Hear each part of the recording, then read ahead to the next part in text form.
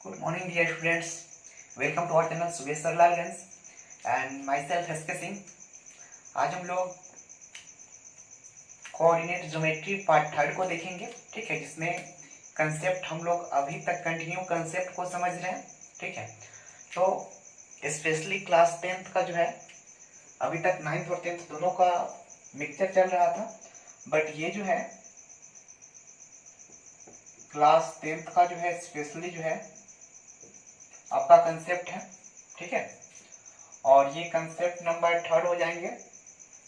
नियामक ज्यामिति का कंसेप्ट नंबर बोले तो पार्ट थर्ड हो जाएंगे, ठीक है। और पार्ट टू में पिछले पार्ट में हम लोग क्या किए हैं, दो प्रश्नों को देख चुके हैं उदाहरण के रूप में। दो शहरों दिल्ली और मुंबई के बीच की दूरी ज्ञात करना, ठीक है। अब जो है एक तीसरा उदाहरण हम लोग देखते हैं, और ये क्वेश्चन नंबर तीसरा है। तीसरा क्या बोल रहा है, मूल बिंदु से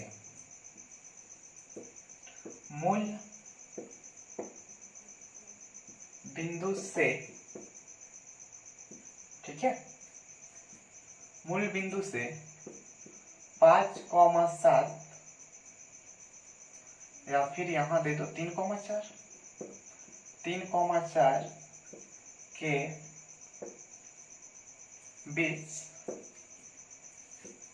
बीच की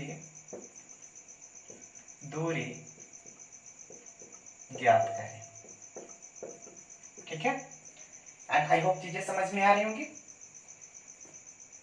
ये आपका नोट नंबर 10 था, ठीक है, और उसका जो रूल है वही मैं फॉलो कर रहा हूं और उसी रूल को आपको बता रहा हूं, ठीक है।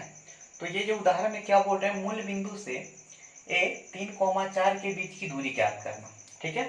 तो आप क्या करोगे, इसके लिए यहाँ डायरेक्टली आपका ऑप्शन दिया गया है, आप यहाँ लिखोगे x बराबर 3 और y बराबर 4, ठीक है, आंसर में। क्योंकि ये x का मान ये y का मान दिया गया है। मूल बिंदु यानी 0,0 होगा तो उसको गैप कर देना है, मन होगा तो लिख भी सकते हो, आपके ऊपर डिपेंड कर रहा है। लिखोगे OA, मूल बिंदु से a की दूरी OA बराबर, या फिर सूत्र से लिखोगे, सूत्र से OA बराबर, कारण कि यही आपका फिगर होता है, ये आपका मूल बिंदु O है, यहां से कहीं भी, चूंकि ये 3,4 दे रहा है, यानी आपका यहां होगा, ठीक है, इधर 3 और इधर 4, पॉइंट A 3,4, यहां से यहां तक की दूरी ज्ञात करनी है, ठीक है। तो इसको बोलेंगे हम लोग AO या फिर OA। तो OA जब आप निकालोगे तो इसका फॉर्मूला होता है root under x² plus y², ठीक है। इस फार्मूले के अकॉर्डिंग जैसे ही आप हल करोगे तो OA बराबर रूट अंडर x का वैल्यू यहाँ 3 दो दोगे, 3 का स्क्वायर प्लस y का वैल्यू यहाँ 4 दोगे एंड 4 का स्क्वायर। अब जो आप आगे करोगे तो यहाँ हो जाना 9 प्लस 16, ठीक है। अब इसको जब आगे ऐड करोगे तो ये 25 हो जानी, इसीलिए OA बराबर 5 मात्रक, ठीक है। एंड आई होप आपको चीजें समझ में आ रही होंगी। तो इसको नोट करोगे, ठीक है, और चलेंगे हम लोग अगले कंसेप्ट में, ठीक है। तो इसको मैं डिलीट कर रहा हूं।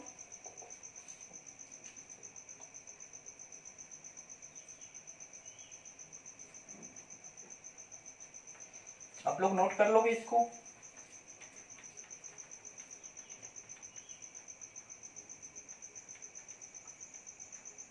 ठीक है।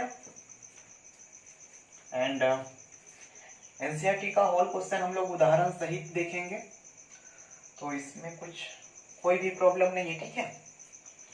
आप लोग डरना मत, और क्वेश्चन इजी है। आप लोग चैप्टर को जैसे ही हाथ लगाओगे चैप्टर समाप्त हो जाना है, ठीक है।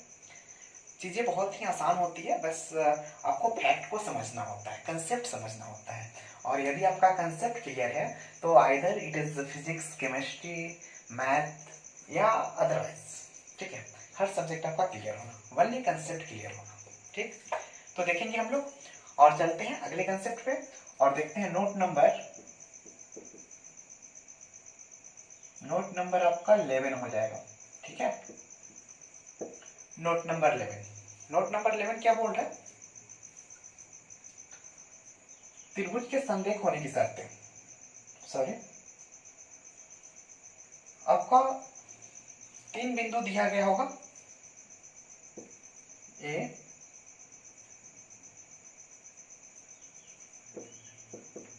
दिए गए 3 बिंदु, 3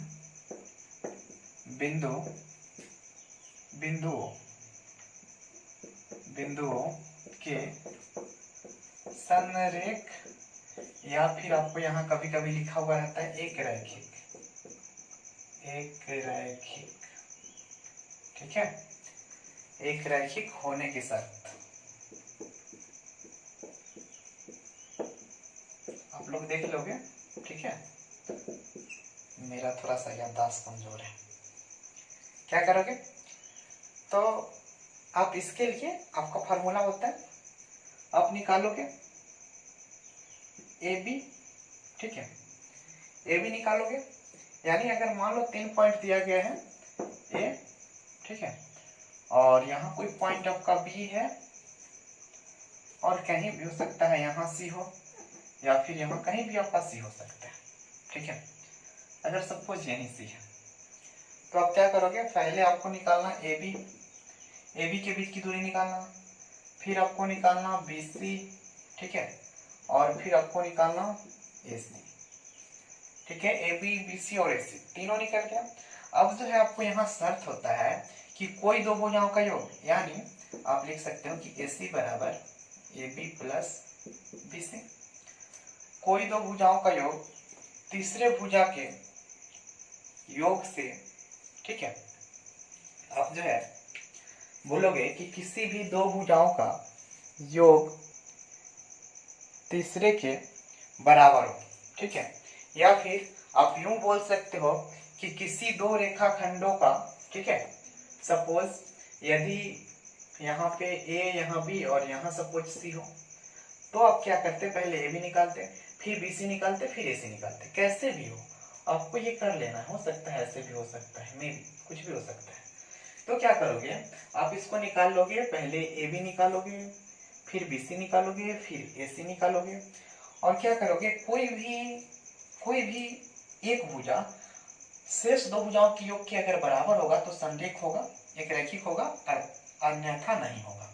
ठीक है, हो सकता है यहाँ आपका ए बी ही हो जाए, तो ए बी आपका बी सी जो ए सी के बराबर हो सकता है यहाँ आपका हो जाए बी सी जो कि ए बी और ए सी के बराबर हो जाए। तो इन तीनों में से कोई कंडीशन हो सकते हैं। ठीक है, कोई दो भुजाओं का योग तीसरी भुजा के, या कोई दो रेखाखंडों का योग तीसरी रेखाखंड के योग के, तीसरी रेखाखंड के यदि बराबर होगा तो इसको आप संरेख बोल सकते हो। ठीक है, या एक रैखिक बोल सकते हो। ठीक है, ये आपके शर्त आएंगे और क्वेश्चन इससे आपके एनसीईआरटी में हो सकते हैं, होंगे। ठीक है, आप उसको क्लियर करोगे। तो ये आपका नोट नंबर 11 हुआ। ठीक है, अब आगे हम लोग चलें और देखेंगे हम लोग आगे। ठीक है, तो इसको मैं थोड़ा सा डिलीट कर रहा हूं, आप लोग इसको नोट कर लोगे।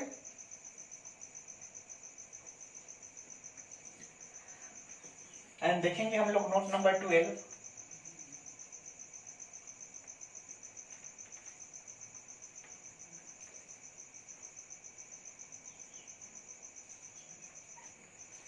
नोट नंबर 12,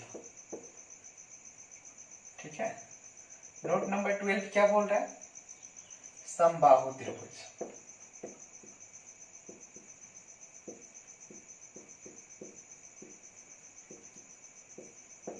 ठीक है, तो इसका डेफिनेशन आप लोग, मैं इसका डेफिनेशन बोल देता हूं, आप लोग लिख लोगे।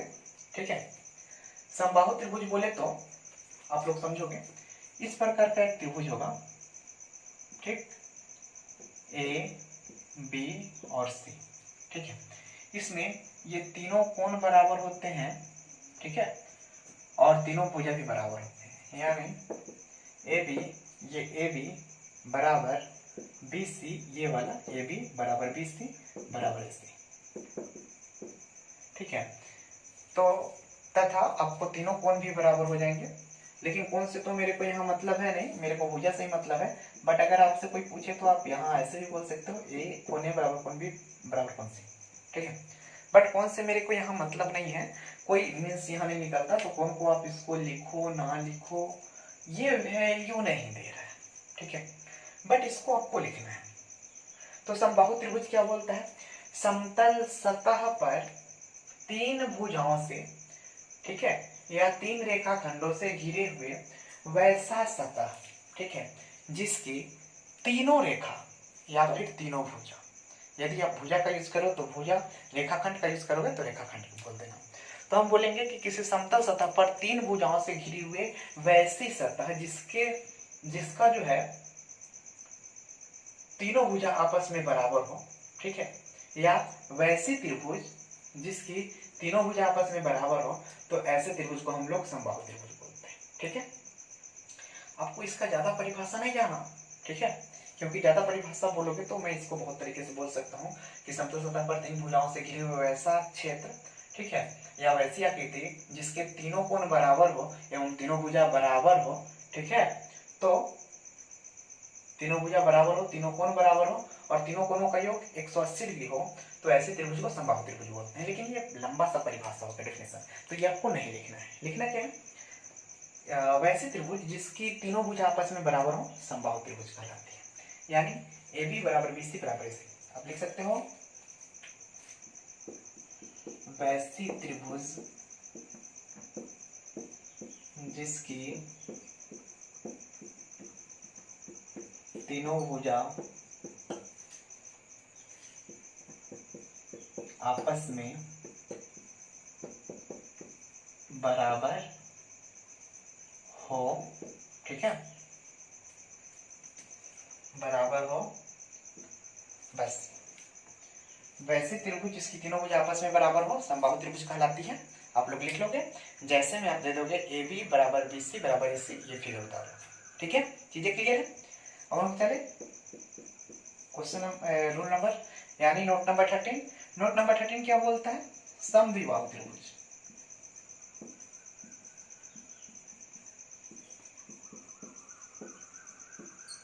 समद्विबाहु त्रिभुज, ठीक है। तो समद्विबाहु त्रिभुज क्या बोलता है?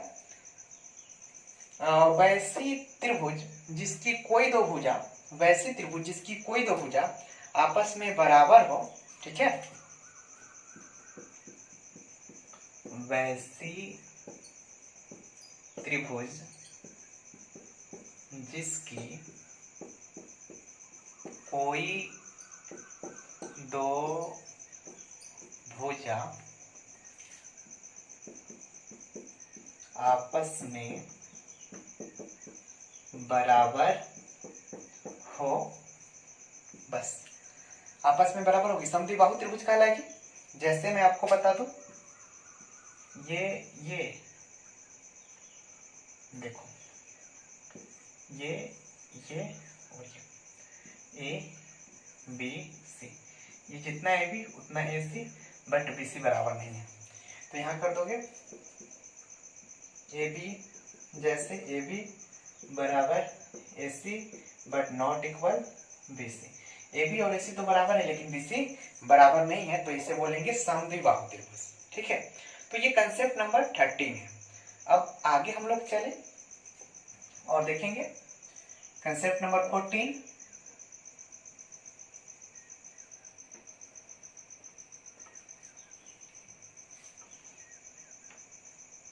ठीक है, चीजें समझ में आ रही होंगी, चीजें समझ में आ रही होंगी। और चले हम लोग आगे कंसेप्ट नंबर 14 यानी नोट नंबर 14 देखेंगे हम लोग। तो इसमें क्या बोल रहा है? विषमबाहु त्रिभुज।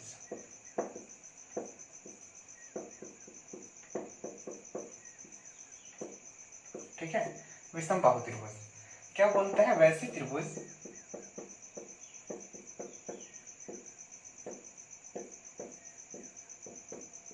जिसकी कोई भुजा आपस में बराबर ना हो,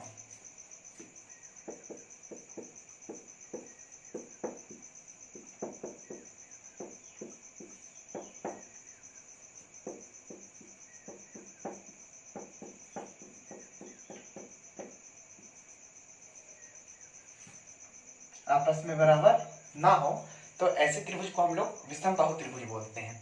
जैसे अब देख लो, ऐसे ऐसे ऐसे, ठीक है, या फिर इसको थोड़ा सा ऐसे लाते हैं और थोड़ा सा ऐसे ले लेंगे, यहाँ से ऐसे कर दोगे, ठीक है, इसको ऐसे ऐसे ले, ठीक है।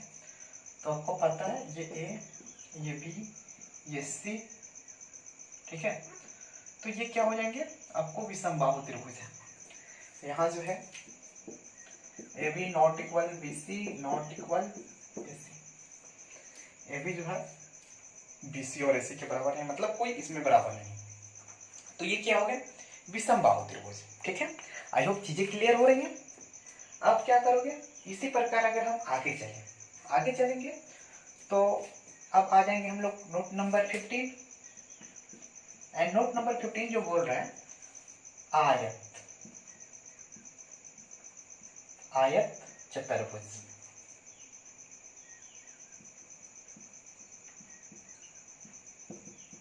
इसको रेक्टेंगल बोलते हैं, ठीक है। तो आयत चतुर्भुज क्या होगा, आप लोग समझोगे, वैसी चतुर्भुजाकार आकृति, ठीक है, वैसी चतुर्भुजाकार आकृति जिसके आमने सामने की भुजा बराबर हो, वैसी चतुर्भुजाकार आकृति जिसकी आमने सामने की भुजा बराबर हो एवं दोनों विकर्ण बराबर हो, तो ऐसी आकृति को आयत चतुर्भुज कहते हैं, ठीक है। आप लोग डिफिनेशन लिख लोगे, वन सेकेंड में रिपीट कर देता हूं डिफिनेशन को, आप लोग लिख लोगे तो लिखिए, वैसी चतुर्भुजाकार आकृति जिसके आमने सामने की भुजा बराबर हो, वैसी चतुर्भुजाकार आकृति जिसके आमने सामने की भुजा बराबर हो, तो ऐसी चतुर्भुजाकार आकृति को हम लोग आयत कहते हैं, ठीक है। और इसका दोनों विकर्ण भी बराबर होना चाहिए, यानी आप लोग संशोधन करोगे इसके डिफिनेशन में, वैसी चतुर्भुजाकार आकृति जिसके आमने सामने की भुजा बराबर हो एवं दोनों विकर्ण भी बराबर हो। देखो ये ए बी सी और ये डी, तो क्या करोगे, जितना ये ए बी है उतना ही आपका सी डी, जितना ये ए डी है उतना ही आपका बी सी।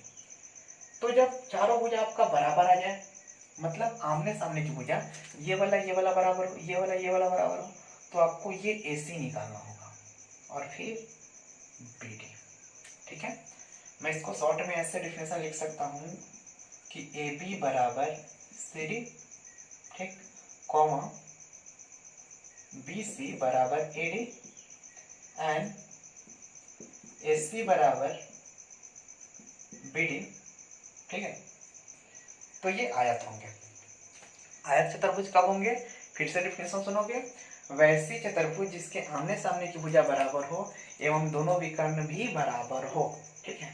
तो इसके हम लोग कौन सी बोलेंगे, आयत बोलेंगे, ठीक है। अब चलिए आगे हम लोग और देखेंगे नोट नंबर 16। नोट नंबर 16 क्या बोल रहा है, आप लोग समझोगे, ये बोल रहा है आपको वर्ग चतुर्भुज, ठीक है, यानी इसको हम लोग बोलते हैं स्क्वायर, वर्ग चतुर्भुज। तो वर्ग चतुर्भुज क्या होता है, वैसी चतुर्भुजाकार आकृति जिसकी सभी भुजा बराबर हो एवं दोनों विकर्ण भी बराबर हो, यानी इसके लिए आप ऐसा दे सकते हो,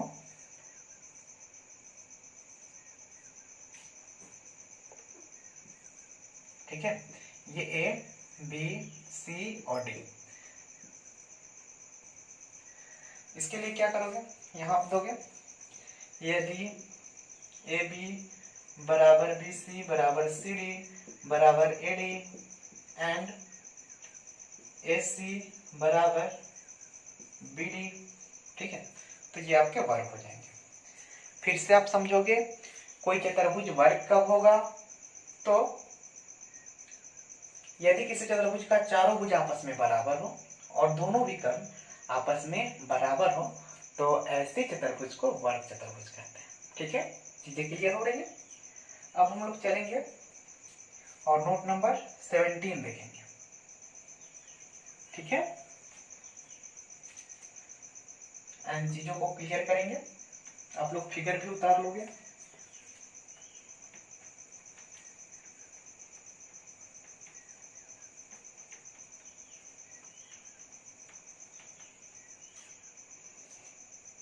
हम लोग चलेंगे 17 में।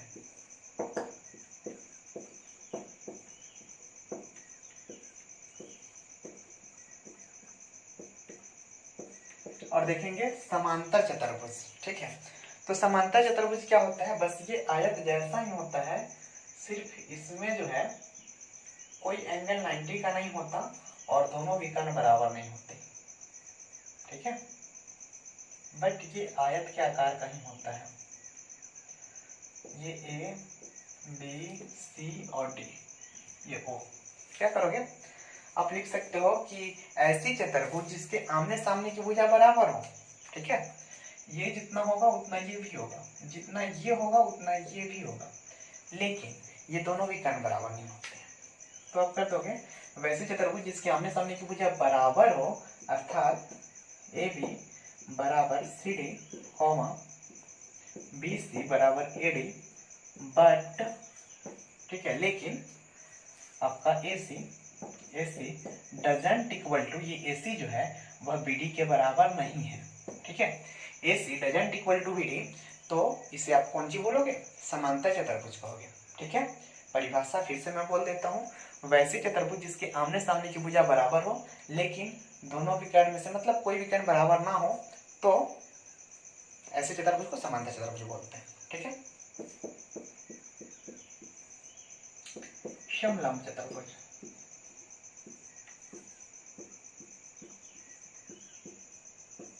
ठीक है, समलंब चतुर्भुज क्या होता है, सॉरी समचतुर्भुज। अब आएंगे हम लोग समचतुर्भुज पे। ठीक है, और देखोगे समचतुर्भुज बोले तो आप बोल सकते हो ऐसा ही आकार होगा, वर्गाकार। ठीक है, ए बी सी डी, ये आपका हो जाएगा बी डी, और क्या आपका ऐसे। तो क्या करोगे, समचतुर्भुज में बोलोगे कि वैसी, सॉरी थोड़ा सा ये ऐसे जाना, ऐसे ऐसे ऐसे एंड ऐसे।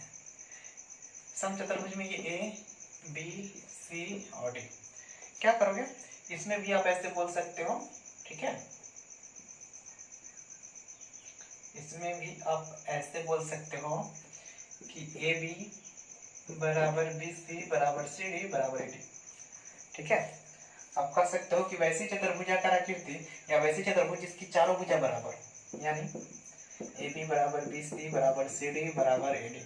ठीक है, ये चारों भुजा ए बी बराबर बी सी बराबर सी डी और बराबर ए डी, चारों भुजा बराबर है, बट लेकिन आपका ये बी डी और ए सी दोनों बराबर नहीं होते हैं। तो क्या करोगे, A C doesn't equal to B D, तब क्या करोगे, इसे हम लोग बोलेंगे समचतुर्भुज। ठीक है, तो आई होप चीजें क्लियर हो रहे होंगे। ठीक है, तो इसको जल्दी से आप लोग नोट करोगे, आई होप चीजें क्लियर हो रही होंगी।